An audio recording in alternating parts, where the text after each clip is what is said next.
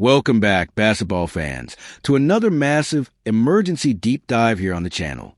Grab a seat, settle in, and make sure you are ready for a truly extensive breakdown, because today we have an absolute mountain of breaking news, controversies, behind-the-scenes drama, and crucial updates regarding the pride of Philippine basketball, Gilas Pilipinas.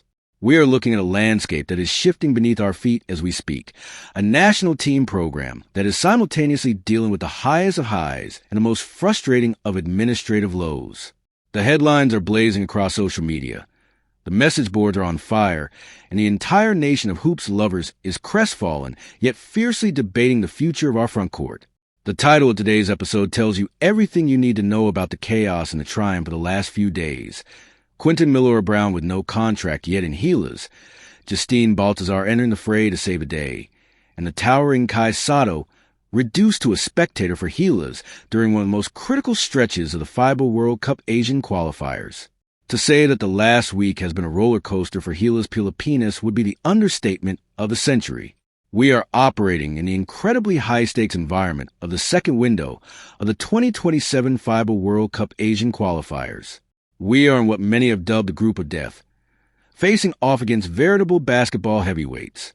We are talking about the Tall Blacks of New Zealand, a team that executes with military precision and unmatched physicality. We are talking about the Boomers of Australia, currently ranked 6th in the entire world, a squad teeming with NBA and top-tier global talent. And right in the middle of this oceanic gauntlet is our very own Gilas Pilipinas, currently ranked 36th in the world, trying to fend our home floor at the Mall of Asia Arena. But instead of a unified march into battle, our national team preparations were hijacked by boardroom politics, management disputes, and a glaring absence in the middle of the paint. Let us set the stage with the most glaring piece of this intricate puzzle. Our national team, built on the concept of puso or heart, is undergoing a massive generational shift. For 16 years, the paint was guarded by the legendary Japeth Aguilar, who literally just announced his retirement, officially passing the torch to a new generation. We expected a seamless transition. We expected a triple tower combination that would strike fear into the hearts of our Asian and oceanic rivals. We envisioned a front court consisting of the 7'3" Sotto, the 6'10" Jay Edu, and the 6'10" Quentin Miller-Brown. This was supposed to be the Sampion Brigade, the human wall that would finally allow the Philippines to compete on the glass against the giants of the world. But reality, as it so often does, had a very different plan.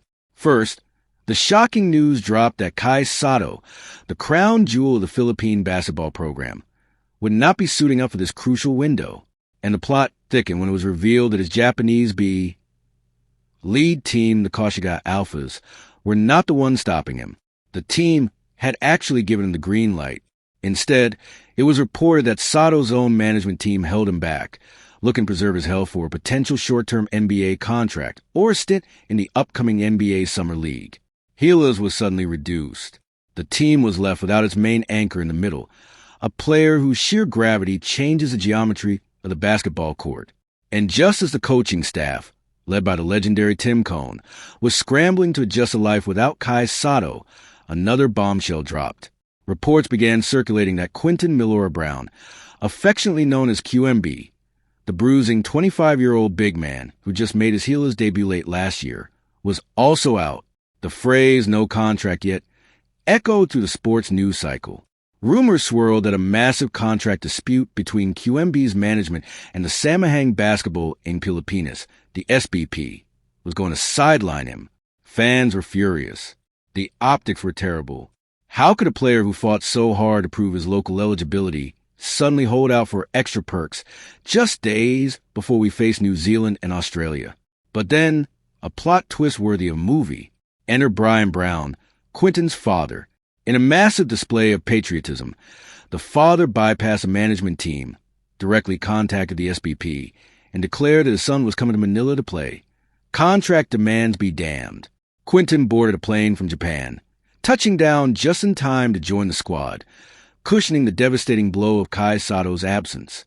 And as if this front court musical chairs wasn't enough, we have a phenomenal rise and timely entry of Justine Baltazar, the 6'9" versatile big man, fresh off an incredible journey that saw him dominate the Maharlika Pilipinas Basketball League, entered the PBA draft as a presumed number 1 overall pick for Converge, and re-entered the Gilas conversation. Baltazar represents the ultimate Swiss Army knife for Tim Cone, a player who brings size, mobility, and a high basketball IQ to a team desperately trying to plug the holes left by missing personnel. We just witnessed the heartbreaking fallout of this exact situation. On Thursday, February 26, Gilas Pilipinas fought an absolute war against the New Zealand Tall Blacks. Without Sotto, our boys battled. June Marfajardo, AJ Edu, and a jet-lagged QMB fought valiantly on the boards. But in the end, we fell agonizingly short, losing a 69-66 heartbreaker. And immediately after the game, what did New Zealand head coach Judd Flavel say? He outright admitted that Gilas sorely missed Kai Sotto, stating that the outcome could have been entirely different had the 7'3" prodigy been on the floor to secure those crucial rebounds. This brings us to the core of today's deep dive. We need to unpack every single layer of the saga. We are going to examine the Quentin Miller-Brown contract drama and the heroic intervention of his family. We are going to break down the incredible value that Justine Baltazar brings to the Gilas program right at this exact moment in history. And most importantly, we are going to have a very honest, very difficult conversation about Kai Sotto. We will look at the tension between fulfilling a lifelong NBA dream and answering the call of national duty. We will look at how this impacts Justin Brownlee, Tim Cone, and the millions of fans who live and breathe Gilas Pilipinas basketball. So, let's not waste another second. Let's dive deep into the facts, the context, and the long-term implications of the wildest week in Philippine basketball. Let us begin our deep dive with the man who arguably saved Gilas Pilipinas from a complete frontcourt disaster in this window, Quentin Miller-Brown. To truly understand the gravity of what happened over the last few days, we have to look at QMB's journey. This is a 25-year-old Filipino-American who has had to fight tooth and nail just to wear the Philippine flag. He played college ball for Rice, Vanderbilt, and the Citadel before coming to the Philippines to win a UAAP championship with the Fighting Maroons. He then signed with the Chiba Jets in the Japanese B League, but his dream was always Gilas. He went through a grueling legal and administrative battle with FIBA just to be classified as a local player rather than a naturalized one, successfully appealing his case using his passport obtained before the age of 16. He finally made his debut late last year against Guam, grabbing 10 rebounds and immediately showing the country what he brings to the table: toughness, high basketball IQ, and a willingness to do the dirty work. He was a perfect glue guy, the ultimate complement to the scoring of Justin Brownlee and the sheer size of Kai Sotto. But then, disaster struck the news cycle. Just over a week before the New Zealand game, reports surfaced. QMB is out. The headline was glaring. No contract yet in Gilas. The initial narrative was incredibly damaging. Tim Cone himself made a comment suggesting that QMB just chose not to come over. Fans were understandably confused and, in many cases, outright angry. Here was a guy who fought so hard for his eligibility, now allegedly turning his back on the team because of financial compensation or the insurance perks weren't up to par. It was alleged that his management group, East-West, was demanding additional benefits and protections that were simply not part of the standard Gilas program protocol. It looked like a classic case of modern sports business getting in the way of national pride. But we have to look deeper. We have to look at the reality of being a professional athlete. These players put their bodies on the line. If QMB comes to Manila, plays against a bruising team like Australia, and blows out his knee, his professional career in Japan could be derailed. Management teams exist to protect the athlete's livelihood. They were doing their job by trying to secure the best possible terms. However, they drastically miscalculated the cultural weight of Gilas Pilipinas. In the Philippines, playing for the national team is not just a gig. It is a sacred duty. This is where the story takes a legendary turn. Behind closed doors, while the management teams were deadlocked in negotiations and the SBP was preparing to move on without him, QMB was agonizing. He wanted to play. He knew the team needed him, especially with the looming absence of Kai Sotto. And that is when his father, Brian Brown, stepped into the picture.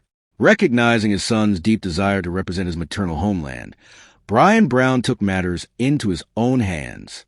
He bypassed the management agency completely. He picked up the phone, called the executives at the Samahang Basketball in Pilipinas directly, and smoothed everything out. The SBP released a statement shortly after, confirming that after direct conversations with Quinton and his family, QMB was en route to Manila.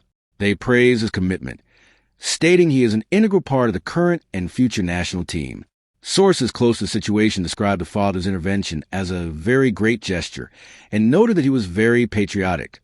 Think about the mental fortitude it takes for Quinton Miller Brown to step onto court under these circumstances. He flies in from Japan at the 11th hour. He has minimal practice time to reacclimate to Tim Cone's intricate triangle-based system. He has the pressure of the entire country watching him, knowing he is a primary rim protector against a New Zealand team that crashes the offensive glass like their lives depend on it. And what did he do? He suited up. He fought. In the grueling 69-66 loss to the Tall Blacks, QMB was in the trenches. He provided that untrainable asset, sheer size and physical resistance. He cushioned the blow, while the narrative of no contract yet threatened to derail his Gilas legacy before it even truly began. His actual actions on the court prove his dedication. He showed that when push comes to shove, the heart of the player outshines the paperwork of the agents. While the drama surrounding QMB was unfolding, another massive development was quietly reshaping the Philippine basketball landscape, one that has direct implications for Gilas Pilipinas moving forward. Justine Baltazar, the highly touted 6'9" forward, officially entered the PBA draft, cementing his status as a foundational piece of the future of Philippine hoops. To understand why Baltazar enters is such a critical headline, we have to look at his unique skill set and his journey. Baltazar is not your traditional back-to-the-basket lumbering center. He is the modern evolution of the Philippine big man. During his time with the De La Salle Green Archers, where he won a UAP championship under Aldineo, he developed an incredibly versatile game. He can put the ball on the floor, he has a reliable perimeter jump shot, and he possesses a lateral quickness to switch onto smaller guards on the perimeter. After college, his path was unconventional. He had a brief stint with the Hiroshima Dragonflies in the Japan B League, which didn't quite pan out the way many hoped. But instead of fading away, he returned home and absolutely dominated the Maharlika Pilipinas Basketball League, the MPBL, with the Pampanga Giant Lanterns. He led them to a championship and captured the Most Valuable Player award. He proved that he is a menace on both ends of the floor, a player who has matured physically and mentally. Now, he is entering the PBA draft, where the Converge Fiberzers are overwhelmingly expected to select him as the first overall pick. This reunites him with his former college coach, Aldineo, and places him in a franchise desperate for franchise-altering talent. But how does this tie into Gilas Pilipinas? It's all about depth and versatility. Coach Tim Cone has frequently spoken about the need for size, but not just empty size. He needs big men who can process a game at a high level, who can pass out the post, and who can defend multiple positions. When Kai Sotto is unavailable, Gilas loses its ultimate rim protector. When A.J. Edu is battling foul trouble, the front court looks thin. Justine Baltazar is the ultimate insurance policy and a devastating weapon in his own right. Justin Brownlee, our beloved naturalized star, specifically named Justine Baltazar when discussing the future of the Gilas front court. Brownlee noted that while the team misses Sotto, he is incredibly encouraged by the big bodies the Philippines now possesses, listing Baltazar alongside QMB, Edu, Carl Tamayo, and Mike Phillips. Baltazar brings a different flavor to the Gilas front court. If you pair him with QMB, you have a high-low combination where Baltazar can operate from the high post, stretching the defense, while QMB does the dirty work down low.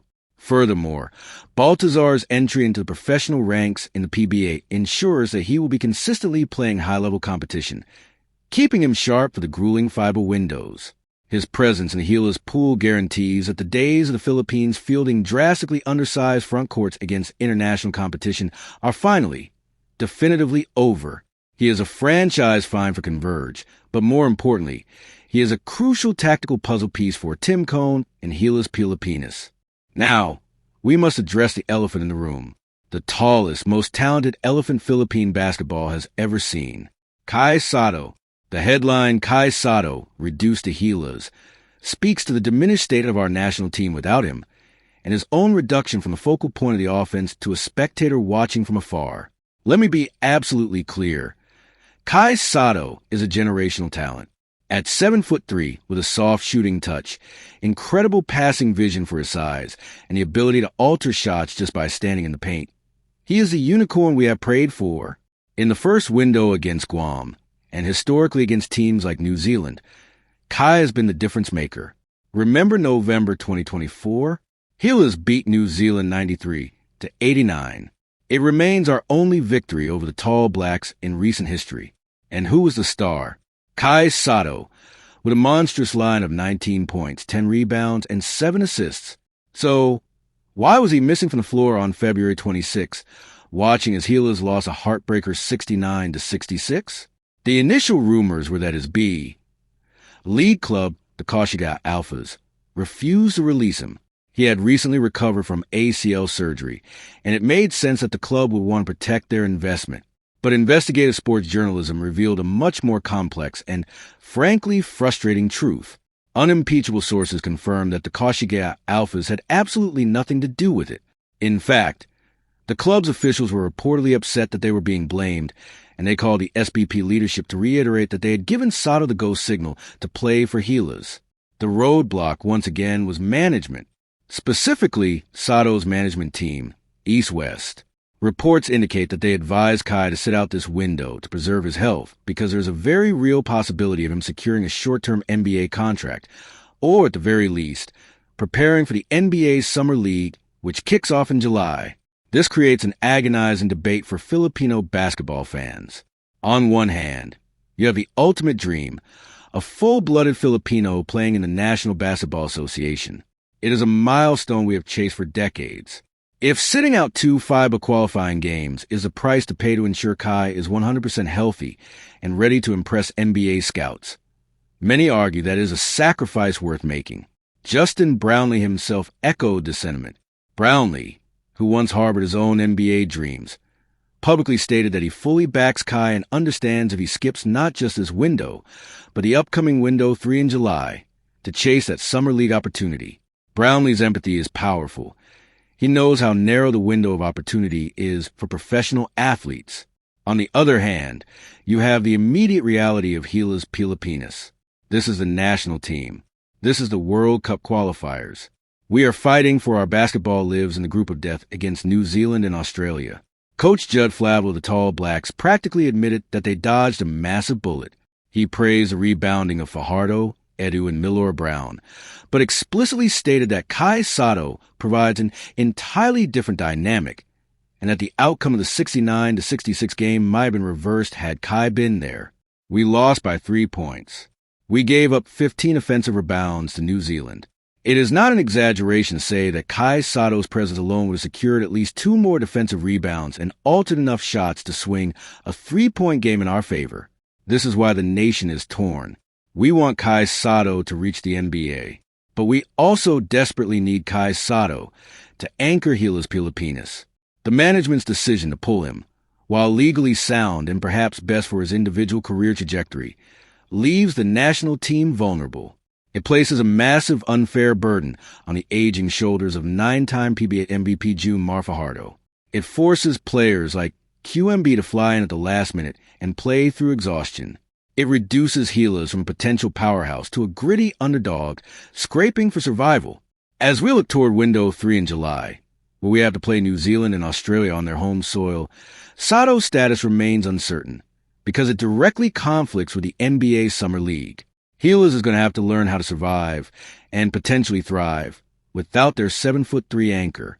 They will have to lean on the newly arrived Justine Baltazar, the grit of QMB, the athleticism of AJ Edu, and the endless motor guys like Mike Phillips. The Kai Sotto reduced era might be a temporary blip, or it might be the new reality we have to navigate whenever the NBA comes calling. As we wrap up this monumental deep dive, we have to take a step back and look at the massive, overarching picture of Philippine basketball. The events of this past week, Quentin Milor Brown's contract saga and subsequent heroic arrival, Justine Baltazar's official entry into pro ranks and Gilas rotation, and the painful absence of Kai Sotto due to his NBA aspirations. These are not just isolated sports stories. They are chapters in the ongoing evolution of Gilas Pilipinas. We are transitioning from an era where we relied almost entirely on the supernatural efforts of our naturalized players and the sheer willpower of undersized guards. We are moving into an era of genuine world-class size. The fact that we can have a debate about missing a 7'3" center, only to replace him with a 6'10" center from Japan, while a 6'9" MVP enters a draft pool, shows how far the Philippine basketball program has come. A decade ago, losing a player Kai Sotto's magnitude would have been an automatic death sentence for our international hopes. Today, while it undoubtedly hurts, as evidenced by the heartbreaking 3-point loss to New Zealand, it is no longer a fatal blow. We have reinforcements. We have depth. But this depth comes with new, modern problems. We are no longer just dealing with PBA schedules and local politics. We are dealing with international agencies, Japanese lead contracts, and the gravitational pull of the NBA. The SBP and Coach Tim Cone are navigating a minefield of conflicting interests. They have to balance the patriotic duty of the national team with the financial and career realities of modern global athletes. The QMB situation was a warning shot. It showed that miscommunication between management agencies and national federations can easily derail a campaign. Thankfully, the love for the country, personified by QMB's father, won out this time. But we cannot always rely on last-minute phone calls from parents to save our roster. The SBP needs to establish ironclad, transparent protocols with these international management firms to ensure that when the FIBA windows open, the best players in the country are wearing the Gilas uniform without hesitation or contract drama. Looking immediately ahead, the task does not get any easier. Gilas Pilipinas has to shake off the emotional and physical fatigue of the New Zealand game and prepare for the Australian Boomers. Australia is a different beast entirely. They are bigger, faster, and execute with a level of precision that is matched by very few teams on the planet. Without Kai Sotto to protect the rim, the defensive rotations of Tim Cone's system have to be absolutely flawless. June Fajardo is going to have to dig deep into his reservoir of veteran experience. A.J. Edu is going to have to play the game of his life defensively without picking up cheap fouls. And Quinton Milora-Brown, having now tasted the fire of international competition on home soil, needs to become the absolute enforcer in the paint. He needs to use every ounce of that 6'10", 245-pound frame to make sure the Boomers feel every single rebound. Furthermore, this is where the presence of guys like Justine Baltazar in the wider pool becomes a beacon of hope for the future. As we project toward the 2027 FIBA World Cup and the Olympic dreams that follow, the frontcourt rotation of Sotto, Edu, Milora-Brown, Baltazar, Tamayo, and Phillips is terrifying for the rest of Asia. It is a frontcourt that can play fast, play big, switch on defense, and dominate the glass. But talent on paper means nothing if they cannot get on the court together. As fans, we have to practice a difficult balancing act. We must support Kai Sotto's NBA dream wholeheartedly. If he makes it, he elevates the entire profile of Philippine basketball globally. But we also have a right to demand transparency and commitment from the players who don the national colors. We celebrate Quinton Milora-Brown not just for his rebounds, but for showing up when the contract wasn't perfect, when the situation was messy, because the country called. We celebrate Justin Brownlee for his endless well of empathy and leadership. And we look to Tim Cone to be the master orchestrator, the steady hand guiding this incredibly talented, yet frequently chaotic, symphony. The road to the 2027 FIBA World Cup is long, and as we have seen this week, it is fraught with unexpected detours. We will win games we are supposed to lose, and we will suffer heartbreaking defeats like the one against the Tall Blacks. But the foundation is there, the size is there, the passion, the undeniable, irreplaceable puso of the Filipino basketball fan is stronger than ever. I want to turn this over to you, the viewers. This has been a massive drop of information, and the implications are huge. Head down to the comments section right now and let me hear your voices. What is your take on the Quinton Milora-Brown contract drama? Do you blame the management, or do you think they were just doing their jobs before his father stepped in? How excited are you to see Justine Baltazar finally enter the PBA and solidify a spot in the Gilas rotation? And the biggest question of all, are you okay with Kai Sotto's management holding him out of these crucial fiber windows to chase an NBA Summer League spot? Or do you believe national duty should always come first? Let's get a massive debate going in the comments. If you appreciated this extensive deep dive analysis, please hit that like button. It helps the channel immensely in the algorithm. Share this video with every Gilas fan you know so they understand the real story behind the headlines. And if you haven't already, hit that subscribe button and ring the notification bell. We are going to be tracking every single development, every single roster change, and every single game as Gilas Pilipinas marches toward the World Cup. Thank you so much for spending your time with me today, for your passion for the game, and for supporting the channel. Until next time, keep the faith, keep supporting our boys, and Laban Pilipinas. Would you like me to create a follow-up script focusing specifically on the upcoming tactical matchup against Australia?